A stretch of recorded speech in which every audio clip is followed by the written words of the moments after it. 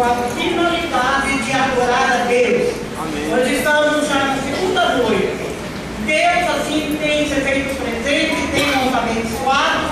E aqui está um grupo de senhoras, de mulheres novas, mulheres mais de idade, e todas estão com a mesma finalidade de adorar a Deus. Eu quero dizer que eu me sinto feliz, contente mesmo, porque Deus abriu para nós, as mulheres aqui da Assembleia de Deus, esta porta.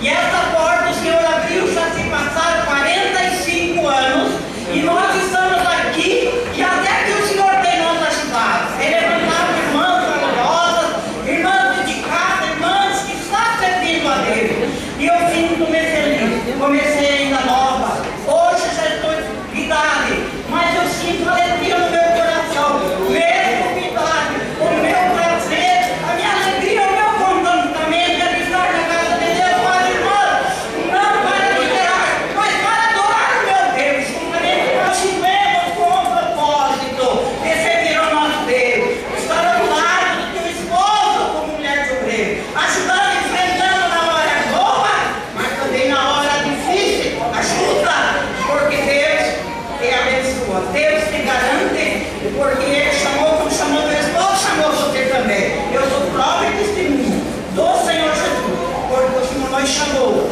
começamos a trabalhar com dificuldades, mas o Senhor nos ajudou, sempre esteve conosco, nas horas difíceis, nas horas de tribulação, nas horas de angústia, o Senhor sempre esteve ao nosso lado para nos ajudar e continua conosco.